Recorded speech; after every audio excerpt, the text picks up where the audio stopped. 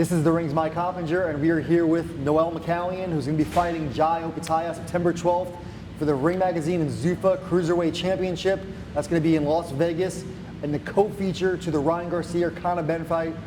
And we are here at Mundo Boxing Gym in Miami, Florida. Beautiful Miami. And Noel, you've been waiting for a big fight like this for a long time. How are you feeling a couple of weeks out? Well, thanks for having me, first of all. It's a pleasure to host you in our gym with the Ring Magazine, and I'm very honored and I'm very excited for this opportunity. It will be a great fight, the two best cruiserweights colliding, and I think might be the best fight on the card that night. So okay. I'm looking forward to that. So you're looking to steal the show? I'm not stealing anyone's show, but it will be a very good competitive sports match. Okay, and of course you've had a lot of inactivity over the years, right? You've had some issues, promotional issues with Don King, and you fought in December against Badou Jack. You won the rematch, you win the title, but then I know you wanted to stay busy. Well, why didn't you have a fight in the first half of 2026? Well, I always wanted to stay busy in my entire career, but in the recent years during COVID and all these promotional issues, it's not only on the fighters. The promoters have to make the fights happen, and the promoters have also the obligation to loyal contracts. They always ask the fighters to be loyal, but most of the time the promoters are not loyal to their fighters, honoring their fights. And that was the reason why I was so long inactive. Yet I tried to accomplish and to get the best opportunities for myself. And yeah, I had recently also a lot of problems and struggles with Don King. And everybody who's in boxing knows how difficult it can be dealing with Don King. And I have now hired a very good manager, Anthony Gigas, and he is doing an excellent job. And we have now the rights to solicit third-party opportunities. And that's how we made this fight happen. Right, because this has, of course, been in the headlines for weeks now, right? There's all this talk of you fighting Benavidez, who is, of course, one of the biggest stars in boxing. And Don King, I think, was saying that, he was talking with Samson Lefkowitz when the PBC side, right, on that fight. But did the offer ever make it to you? Because he kept saying he agreed. He agreed to a deal. Did you agree to a deal with Benavidez? I have never seen a bona fide offer from their side. And with Don King, he's an old school promoter. He is like receiving a contract, and then they go into a dark room. They decide what they pocket in their pockets, and they come out and tell the fighter, you know what, you just get this lump sum of this fight, but you never know what is what is on the stake on the table. So that's actually against the Muhammad Ali Revival Act, transparency, right? So with the Benavidez fight, I agreed to it immediately, and passed like more than 60 days. I never received an agreement. Meanwhile, they were talking to TKO also since February already, but they were withholding from me the conversations. And then we decided with my manager, you know what, we have to see what's going on there to make a fight happen, because otherwise, if you leave it to their hands, I have to make a living, I have to fight, I have to make a career. I can't wait till forever. I'm already getting gray hair. So it's either now or never. Did you have a preference, though, between fighting Benavidez and Opetaia? Let's say the money was the same, everything the same. No, I agreed to both fights. I was ready for each of these fights. But they have to be in the timeline. I can't wait till next year to fight Benavidez or Opetaia. My last fight was in December. I want to stay busy, and as I said, I'm not getting younger. So I can't wait for either fighter to fight next year or end of the year. It has to happen now. Yeah, look, Opetaia is a great champion, a tremendous fighter, but Absolutely. It would strike me as Benavidez is obviously the biggest star. He's a big attraction in the U.S., so that would seem like that would be a fight that you would command more money for you. Were they offering more money for Benavidez? Actually, no. It was actually kind of the same, and I'm actually getting with this fight net more money than if I would take the other fight. That's crazy, no? Although the other was, the lump sum that they were offering was bigger than this fight. So you can read between the lines where the money is getting filtered somehow. Understood. And yeah, we can still make the Benavidez fight happen after this. The winner can fight Benavidez afterwards in December or in January. The fight is not off the table. But I can't wait for Benavidez the entire year to fight him without staying busy. But certainly this is a bigger platform because you're fighting, right before Ryan Garcia and Conor Benn. It's one of the biggest fights of 2026. You're fighting Jai Opetaia, who's been the Ring Magazine champion now for a couple of years. What does this opportunity mean to you? I know you've worked a long time for it. Absolutely, it's a great card. Paramount Plus, it has big exposure. The new Zuffa TKO ring platform, it's very great. I'm honored to be part of that show. And alongside those names that you mentioned, which are so big in boxing, Garcia, Benn, and Opetaia himself too is a great champion. And he seems to have a great personality too. I have a lot of respect for him. Yeah. And I think it will be a super great card. Very, very good card. And I think it's probably one of the biggest shows this year. And growing up in Germany, I mean, I imagine it's a dream to fight in a big championship fight in Vegas, right? Yeah, I always wanted to fight in Vegas, especially in the MGM Grand, because it used to be Armenian owned by Kirkikorian. Oh, right. That's why there were always boxing matches there. He used to be a former amateur boxer. I didn't know that. Yeah, he was a boxer, then he was a pilot, then he became this big Las Vegas mogul. And that's why there are so many fights in MGM Grand. Growing up, we were watching all these fights in the MGM Grand. So that was always a dream to fight in Vegas. T-Mobile Arena still good. Close enough. Close enough, right? Bigger arena. Big arena, but yeah, finally in Vegas, it's great. Yeah, speaking of Armenia, look, I live in Los Angeles, and we know how big the Armenian population is there, right? There's so many, and they're so passionate about all their fighters and their athletes. Are you expecting a big turnout coming down from California to come support you? Yeah, sure. I mean, there are so many Armenians always going for the weekends to Las Vegas. They have fun too. And you know how they are. You live in LA, and that we always say LA is our capital, and our country is just our office. Like we go once back, but we always return to LA. And yeah, I'm expecting a huge crowd, and it will be great to have some countrymen that supporting me. Yeah, and your last fight, I was at your last fight, of course, in December in Los Angeles when you had the rematch with Badou Jack. There was a lot of Armenians there. Yeah. That was kind of a crazy fight. There was a lot of like pushing, shoving. Yeah. I thought it was going to be disqualification at some point. There was like, what happened there? Yeah, it got a little bit emotional in the middle rounds, and it happens sometimes. It's boxing. We both want to win. We both are ambitious. He is a great champion. I'm a good champion, and everything was on stake. So we wanted to return victorious, and there was a lot of shit talk before that fight. So he wanted to prove his point. I wanted to prove my point. Sometimes it escalates, but I'm glad that we found a common ground with me raising my hands at the end. Yeah. Sorry, Badou. But look, I was at your first fight too. That was in May in Riyadh, and you thought you won that first fight. It was a very close one. Yeah. What were your thoughts when you were waiting for the decision to be announced in the second fight? Were you confident you did enough this time? Well, before the announcement, yes, because a couple of people came already in the ring and said, oh no, you got it, you won it. Frank Warren was showing me outside of the ring, oh, 3 rounds, you got it. Don Charles said, you won this fight, some people outside there. And I said, oh, I won it, good. But then when somebody came into the ring, I don't want to mention his name, and asked me, can I please see good sportsmanship from you this time? I'm like, why was this person asking me this before the announcement? I'm like, yeah, of course, yeah. And then I knew, oh, something is going to happen, and then they raised his hand and I was like, yeah, okay, fuck it, happens. And then the German BDB president, who was there sanctioning fights, came to me and said, hey, everybody had you winning the fight. You won that fight.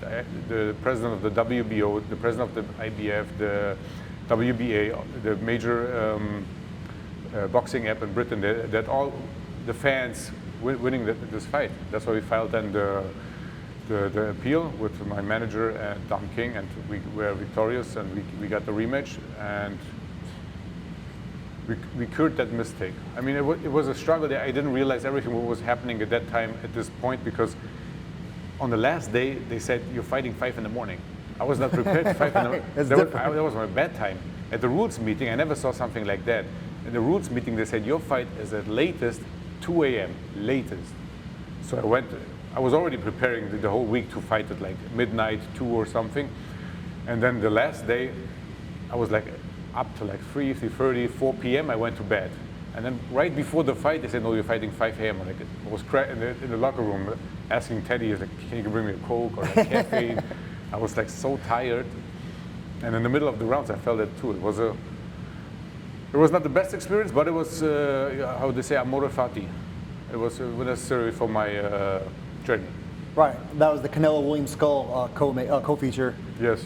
You know, you could have checked with me. I could have told you that it was going to be at that time.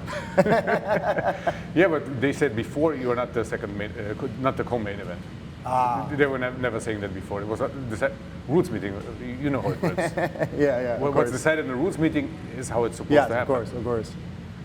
But that was an interesting circumstance, right? Because you took that fight on what, a few weeks' notice? Yeah, it was actually like they called me, I think exactly almost free, and then till the papers were signed, I was still in Florida 2.5 weeks. I trained here, and then I had to cut a lot of weight because in activity I got a little bit chubby. I was a little chubby. I remember Badou saying to me at the press conference, because I was already cutting, I was like, make sure you make your weight, you fat boy. I'm like, that must have made you mad. Yeah. No, I didn't care. No, I was laughing by myself. I'm like, shit, I have to cut like, you fat boy. I'm like, yeah, 25 pounds or something in 2 weeks. So, and I knew my home coach, he would never accept a fight like that. So that's why we didn't train with Pedro.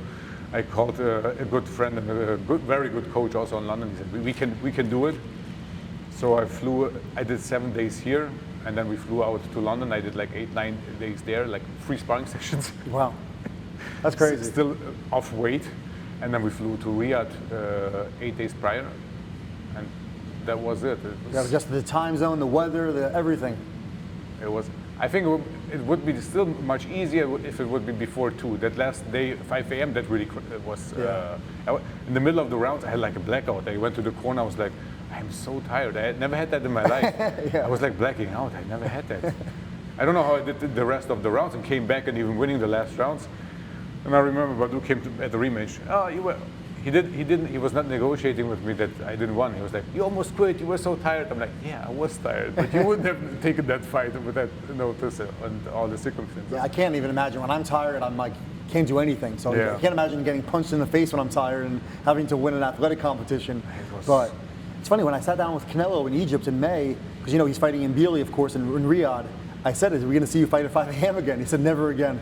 Yeah, but he knew it for like 2 months prior. He was every day training at 6 a.m. in the morning. Right. We were not. They give us the gym at 11 p.m. and then they give the gym later, like at midnight to Badou, and that's how it was. It was a struggle a little bit with the timings. So anyway, I say all this to say, you fought 2 times last year. How much better do you think you're going to be this time? Now you have a little bit more activity. How much better do you expect to be against Jai now that you had the 2 fights against Badou last year? Obviously, I will have less ring rust. Right. Every fight is a new fight. You have to perform at a new level. It's a different opponent. Jai is a southpaw. He is in his peak. His first time I'm fighting somebody who's younger. He is hungry. He is ambitious. So it will be a new experience, and I have to adapt to this situation. Bigger crowd. It will be a very interesting fight. Yeah, how do you rate Jai overall? Because obviously he's a tremendous puncher. He's very athletic. Like you said, he's been in a bunch of like tough fights. He had the fight with Benavidez where he suffered the broken jaw, came back and won. But he has been hurt also. You know, Benavidez in the rematch was won by the last 3 rounds, had him in a lot of trouble. Do you think he's rated? Is he underrated? Is he overrated? Well, it's boxing, Mike. It happens. It's a fight. And you're fighting not a punching bag, so sometimes you get punched too. So sometimes the punching bag doesn't hit back. The brick never hits back. Everybody can hit back. It also in boxing you have to be able to absorb punches and also dodge punches. And I think Jai is a very great fighter. He has been IBF world champion, legitimate, beat Benavidez in 2 tough fights, and he's a champion for a reason, as I am. So it's both champions colliding. Right. I can't underestimate him, and I won't underestimate him. And I have a lot of respect for him. Great fighter, good technique, good in and out movement, strong southpaw, young and ambitious, as I said. Very dangerous. Yeah, tell me if I'm wrong, but it feels like you've never been in a position quite like this, right? Where you're the clear underdog, people are counting you out, right? Do you like that? Do you like being underdog? I don't know, Mike. If you look back at my career, I'm always the underdog. I always feel like I'm the underdog. I was the underdog when I fought Wlodarczyk in his hometown, former WBC world champion. Right. I was the underdog against Benavidez at the Super Series when I clearly beat him for the WBC world title. True. Okay. Big underdog. This feels a little different, right? When you're going like Vegas and. No? I'm used to it. Okay. I was good. Yeah. When I fought Makabu with Don King, they didn't want me to win that fight because they had already the plans for Congo and this and that. He was really upset and pissed when I won the fight. He immediately left the arena, didn't congratulate, and so I'm always the underdog. So I have to believe in myself and not underestimate myself. I'm doing this for myself, and I proved myself. I became a champion. That's what I always wanted. And going in the fight as an underdog. We have the name Dark Horse for a reason. That's right. There you go. What do you think is the key to winning this fight? Do you have to make it an ugly fight and make it physical on the inside with Jai, or how do you see it? I don't think we have to make this ugly because Jai is a very clean fighter. I see him like very technical, good distance, nice, good boxing skills. What we will do against him, we will see. There's a strategy for every season, how they say, and we will find a strategy for this season too. So walk us through, of course, the whole saga that's been going on, right? And I know you get this question a lot, but first off, why did you sign with Don King? Walk us through the decision to sign with Don King, because we know how that usually goes. I know I will make a couple of enemies telling you the truth, but when I was after the Breeders' fight, when I got robbed for the world title the first time, which I won clearly, the fight is on YouTube. It was not even close. Right. Handled him easy. I got like curious, how does this work? Why didn't get the decision? I was with the same promoter than he was, and then I started to dig how this boxing thing works. I don't want to say politics, but you get what I'm saying. Yeah. And then I was, making it work for myself. I started to rebuild my career, fought for the international belt with the WBC, fought for the silver belt with the WBC, and then the silver belt is the one below the world title, so they were supposed to rank me mandatory for the world title, so I can fight for the world title again. But they wouldn't, and somebody told me then this is how it works. Don King as the champion, if you want to fight for the championship as a mandatory, the champion won't fight you because you're too strong as a voluntary. You're too high risk, low reward. So you have to do it with the mandatory position, and to do it with the mandatory position, you have to sign with Don King. So we met, and then he put the contract in front of me. You're signing this right now. I'm like, no, I'm not. I was there with my brother, and he was like checking all the legal stuff. I'm like, how do I get this title fight? You will get the title shot only if you sign with me. I'm like, okay, make sure that in this contract is written I get a title shot within the next 6 months or a year, at least in a time frame. And then he said, you signed this, you're fighting for the world title against my champion. That's how it happened. I only signed for that reason, to get the world title shot. So then I signed the agreement, and the fight was scheduled. I signed in September 2022, went to the convention. Fight against Ilunga Makabu was scheduled already January or February 2023. Look at that, like magic. Immediately. Here in Miami, so I started the training camp with my coach Pedro. And then 3 or 4 weeks prior, he called me and said, no, the fight's not going to happen. So we broke the training camp again. I'm like spending money again for training and no fighting. Said he has a special permission to fight Badou Jack in Riyadh, and then the winner will defend against you. I'm like, shit, another con situation kind of. So I said, okay, then I'll wait. I was not going online calling anybody out or something. I was following the instruction they were giving to me. Style, yeah. It was everything the sanctioning bodies told me how to manage it. The promoter told me how to do it. I did it like that with my brother together. And then I went to Riyadh. I watched the fight with Makabu and Badou Jack. It was back and forth fight, interesting fight, good fight. That was on the Jake Paul, Tommy Fury undercard, I think? Yeah. Exactly. Badou won in the last round. They called the fight off. And then I was, okay, let's crack. Right. Badou against me for the world title. He said, oh, Badou doesn't want to fight. I'm like, Tom, you promised me the world title fight. What am I doing now? And then I had to wait another 3-4 months. Right. Already a year. And then he said, they have a rematch clause with each other. Badou didn't want to do the rematch fight with Makabu. That's what Don told me. I don't know if that's true. I'm just hearsay what Don tells me. Yeah. But they're offering you $500,000 step aside money. You want to step aside till they figure out they wanted to fight Canelo or something for a right. I remember the Canelo fight. talk to Makabu. Yeah. I'm like, no, I'm not stepping down. I was broke. Imagine I didn't fight for almost 2 years. Yeah. Last fight was against Coppinger for the silver title. I was like, no, I want the world title fight. Like, okay. Then we neglected the step aside money, and he said, you know what? I will have the world title fight by November. Again, waiting, and then he called me. I think I was in Mexico. He called me a month and a half before, said, I have the fight. You against Makabu, vacant the WBC world title in Miami. Go prepare. So I went to Germany, visited my family. Then 5 weeks prior, when the contract was signed, because this time I didn't want to spend money for the training if there's no contract. Right. He sent me the contract exactly 5 weeks prior. Next day I flew out to Miami, 5 weeks training camp, and the fight happened in Miami, and I became world champion. Scored a knockout, right? Yeah, scored a knockout. Because in the fight I knew, oh, this is not for me.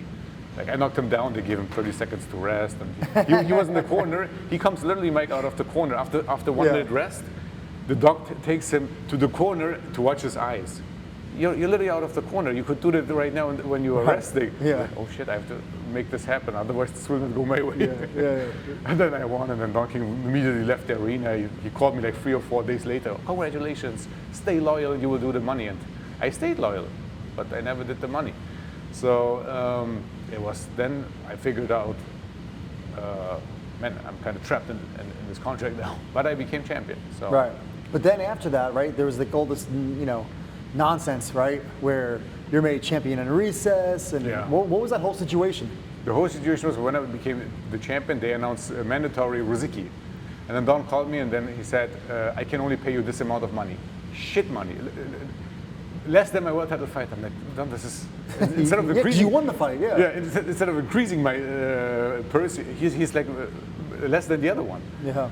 Like, you beat this guy 7 days out of the week. Come on, let's get. This is Rosicki, right? Rosicki, Let's get over this fight real quick, and then we will do the money fight. I'm like, okay, signed the contract in February. He said end of March the fight is here in Miami. I'm like, only with that, if we fight in Miami, next month we get over this fight, I do this shitty person, and we move on. Right.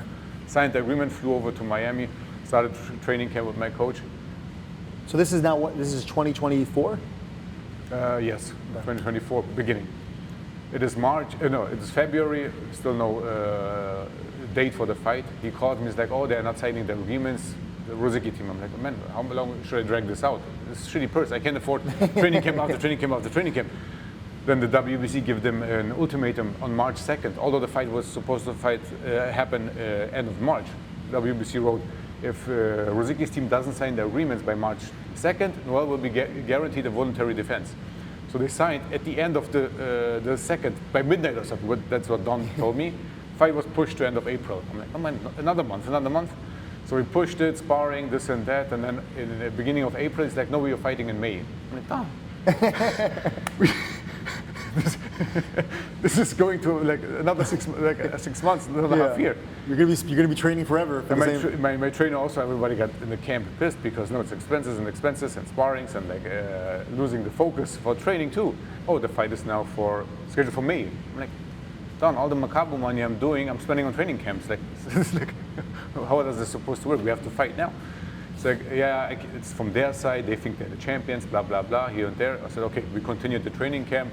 And then in May, I get a call, with the beginning of May, the fight is scheduled for June. I'm like, oh, it's 8 months now. Like, how long do I have to wait? And then in May 20th, I was sparring, and then I got accidentally cut in sparring, which happens in training, yeah. So we had to call that fight off, and then everybody was calling me out, oh, you're ducking this and that, post your cut. I'm like, hey, you can't cancel a world title fight with no proof that you have an injury. So of course I submitted everything to the WBC, everybody is witness of what happened. So Don asked me, how long do you need for recovery? 6 weeks, the doc said. How many stitches did you need? I don't remember. It was a lot. No, it was not that much. Oh, it was a cut like right underneath this one. Oh, I see the scar tissue, yeah. Yeah, I don't even know how it happened. The doc even said with the headgear, nobody saw it, like how it happened. It was a weird situation. And then 6 weeks I went to Germany, and then he said, you know what, I have the fight scheduled for September. Again, 12 or 14 it was. I started training camp again, all on my expense. 2 weeks prior, I'm doing sparring sessions with 3 sparring partners, cutting weight, doing the doping test, everything in one day. I go out of the steam room to do the security weight for the WBC. I go on social media, everybody, oh, you ducked the fight, you canceled it, you're pulling out. Yeah. What the fuck are these people talking about? I'm like calling Don, he's not picking up, his team is not picking up. I'm like calling them, hey, get a hold of them, what's going on? A day later, they're calling me, his lawyer called me, Noel, we can't tell you what's going on, but we will have for you an answer by Friday. It was the beginning of the week. I'm like, I'm the champion. I have to wait 1 week for you guys to tell me why the fight is canceled, and yet I have to face all that social media crap. I felt disrespected. Yeah, you fight so long to become the champion to have some kind of respect and honor. By my own promoter, the show gets canceled. Like imagine like the hospital stops working because the manager is, I don't know, on vacation or he's sick or in the hospital. It doesn't work that way, right? So they canceled the whole show and they said Don was in hospital, telling me that after a week, and by that time I was already confused, so I hired an attorney to put how do you say, straighten things out, that you can't treat me like that. I'm the champion. You have to tell me first if the fight is canceled or not. Yeah, you're right? Incurring like training expenses and. Who's paying for that? So we got into an argument with Don, and he obviously he likes to have the say. You know how he is. He is like very commanding and so. And then we got into an argument with him. He was not. I couldn't reach him for like almost 2 months. And then when I finally reached him, I sent him a cancellation letter for not performing the contract. And he got pissed, and we got into a little legal argument, but it was never filed. So we got then to a common ground, called the WBC. I said everything is good, we're ready to fight whoever before the convention. Yet, at the convention where my brother went in Hamburg, where I'm from actually, with my agent, they spoke for me, everything, told them we're ready to fight. We want the unification against Jai or Zurdo at that time. Right. They told us it's on video, then go seek the other sanctioning bodies. I don't know what that answer is, and put me in recess for whatever reason. Yeah, because I remember the WBC said like, oh, he's having promotional issues. I've never heard of that in my life. The fighters having promotional issues. Legal issues. Oh, legal issues, right. But I called them and I told them there are no legal issues with Don King. I pulled it back, the complaint. We're good to go.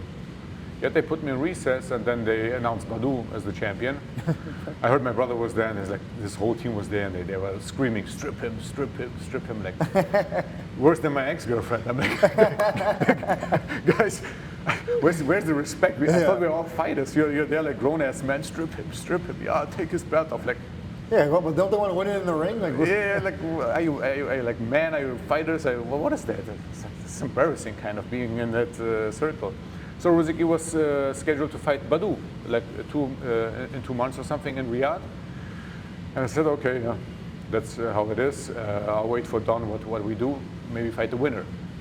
That's what the WBC then also announced. You will have the chance to fight the winner when you clear the legal issues. And then he pulled out of the fight because he got an injury. Right. Blaming me all the time. Oh, you're ducking because I had a cut or something. Right. Oh, it's an opportunity of a life. Oh, and prior to that, in December, they wanted me to fight him in Canada on short notice. Right.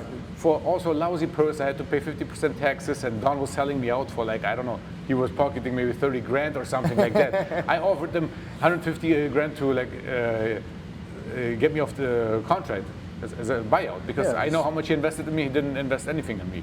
So I said, hey, we're paying you that, let me get off the contract. He said no. And I figured he's trying to sell me out with that Canadian thing. So I said, I'm not doing that. I'm not that money hungry or like somebody you can just push around. So I suggested to the WBC, what if this Ruzicki guy gets a interim title shot? Because he's waiting to fight for the title. Yeah, he's waiting till you don't have anything against him, right? Yeah, so I said, let him fight for interim. That's what they did. And then he had a draw, which he actually lost. So it's not my fault. Right. Actually, they should be grateful to me suggesting to the WBC fight for an interim belt. That was my suggestion. And then they all went also to the convention, everybody, all these teams like, oh, strip him, Noel, this and that, blah, blah, blah. So he was later, fast forward, scheduled to fight Badou, and then he 2 weeks prior, he said, 2.5 weeks prior, he said, oh, I have an injury. They called me, Noel, they're trying to push like 100 guys in it, that you don't fight him. Are you ready? It's just 2.5 weeks, can you cut the weight? I'm like, I was literally, my buddy Tom knows it. You know this. I was literally on the balcony with a beer or something. Shut, fuck it, I fight. Book me the flight. I called my brother. Drinking beers in Miami, going to the beach. I called my brother. He's like, in Germany. He's like, I'm like, bro, I'm fighting in Riyadh. He's like, what, when? Like, against Badou in like 2.5 weeks or something. He's like, are you crazy? How much are you weighing? I was heavy. I had like 25 pounds or something over it. Oh, God. Wait, you lost 35 pounds in 3 weeks? Yeah, 25. Wow. Yep, I didn't lose them accurate because it was too rushed. I had to, lose the water, back and forth. It was difficult, yeah. Wow. And then in Riyadh, I had to do it 3 times because the British board was sanctioning it. So they have this thing, you have to cut to 205 or something 3 days prior already. So I went to the press conference completely dehydrated. I was like, you remember they had these dressing rooms in the arena? Yes. Before the press conference, I was sitting there and I was collapsing. And Anthony, my manager, is like, "Noel, you know you have to speak right now." I'm like, "What?" He's like, he grabbed this cold Sprite. He brought like 2 Sprites that I get a little bit sugar. He like raised me up like, "Hey, you have to go to the stage now. Focus." So I'm sitting there. I'm like, "Oh yeah, okay." And then we have the face-off with Badou. My eyes are like literally dehydrated. And he's like, "Make sure you make your weight, you fat boy." That was the situation. I'm like, "Yep, it's true. I have to make my weight." Yeah, it was a struggle. Yeah. But here we are. My team. I'm happy that my team, as I said, my manager put that in our new agreement that we have that addendum to solicit third-party options, because if Don King doesn't perform, he doesn't do no shows. I mean, he's 95 years old. He's getting 95 this month. Right, of course. Who can perform at that age? I'm not blaming him or anything. No. My door was always open for him to join us and work as a team. He always says, working as a team works. But then he says that, but he does his own thing. Right. Yeah, and we say all this and talk about all this story to say, like, it's still continuing now, really, right? That's why we're here with the WBC and Don King, and it's just been a long, long road for you now. And now you're dealing with more. I mean, how stressful is this right now? You're dealing with, calls for you to be stripped, right? It's all in the media, and they're saying that, you ducked Benavidez, right? I didn't see that because I don't go on social media. Oh, that's good then. When I signed this agreement, I deleted my Instagram, so it's not me or anything posting anymore. Because I knew if this is going to happen, I will get so much on my social media again. But I'm already used to it, so it's just noise. It's noise. But how do you feel about the whole situation? I mean, for the fans that are asking, why is he not fighting Benavidez? What is the answer? Well, as I told you, I can't wait till December. They sent me not a bona fide offer, but they were trying to December. To make a fight in December. That's crazy. It's a year off. Yeah, and it's not even guaranteed. There's no guarantee in the contract. Yeah, there was no date, nothing. And with this fight, with the Jai fight, my team actually, Don's team, had that contract since February. I could be fighting Jay already, and I was ready March, May, June. I could already fight him, but they were holding back that opportunity from me, and that's why I'm also off since now last December again, and I don't want to stay till December off. I said, when the WBC announced the fight, I said, yeah, I'm fighting. But 60 days passed already since they announced it, and I didn't receive any contract. And my addendum says, if I get a third-party offer, Don King has 5 days to match it with a fight in the next 45 days. But that Benavidez fight is at the end of the year. We can do the Jay fight now and then still fight Benavidez. Of course, and also, I know Benavidez is a big star and a great fighter, of course, we know that. Yeah. But I imagine as a fighter, this would be a bigger accomplishment because you're fighting for the Ring Magazine Championship, the Lineal Championship. Yeah, it's the two. Well, Benavidez came up from a different weight class, and he beat Zurdo, who was a champion, but he comes also from a different weight class. Yeah. It was good, great win, congratulations, everything was perfect fight. But Jay is the legitimate IBF champion, and I'm the legitimate WBC champion. So it's the two real cruiserweight champions colliding. But he's also the lineal champion, going back to beating Greatest all those years ago. He's had like 9 defenses of the lineal championship. That matters too, right? Well, yeah, absolutely. He has good accomplishments. I beat Breeders too, though. So that's we will see. The better man will win. And what do you think is going to happen with the WBC? Because there's all the situation now with where they made Benavidez the mandatory to you. What were your thoughts on that? That was kind of a surprising situation. Well, after all I told you about how my road was with the BC, I was not surprised anymore because it's boxing. Every day there's something new. You don't outlearn boxing and the politics behind boxing. Like, how can you put a champion from who is currently also a champion in a different weight class, has the other titles in the weight class they announced him to be mandatory? How is that possible? Yeah, you don't see that very often. It's happened maybe I never saw it before in my life. So I was surprised.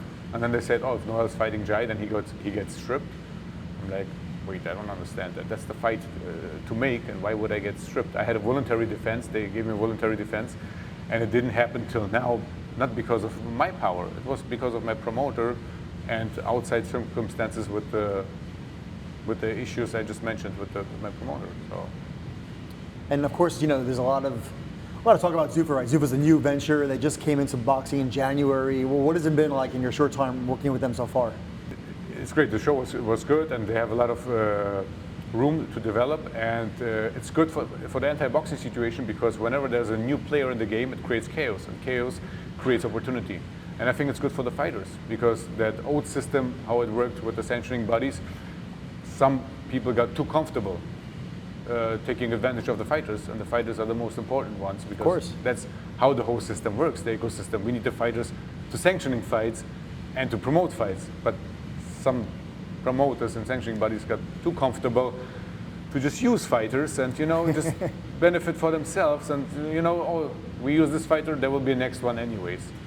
And with Zuffa, I think there's a new platform who will focus more on the fighters and create a chaos in the whole ecosystem, which will again build opportunity. So how do you basically put all this to the side and focus on the biggest opportunity of your life? Because it really is, right? I mean, yeah, I don't even know, because I'm used to it. Like all the other fighters, they have their team, like manager, promoter, sponsor, this and that. They just focus on the training. Yeah. For me, the past years, like focus on the managing, we'll focus on the how you deal with the promoter. I'm not fighting only the opponent in the ring. I'm fighting outside of the ring too. Yeah. And that takes so much energy. It's so draining that sometimes you wake up, you're like, why do I do this to me? Like it's not only the punches in the ring. That's the least thing. Yeah. It's all the building a fight, getting a fight, the politics. It's draining. Well, look, you were in this big opportunity, so excited for you. Good luck on September 12th. Oh, We're going to see you fight Jai Opetaia for the Ring Magazine Zuffa Cruiserweight Championship. That's going to be Paramount Plus at T-Mobile Arena, and the co-feature to the Ryan Garcia Conor Benn fight. You can catch it all on Paramount Plus, like we said, and on DAZN in the UK and in Ireland.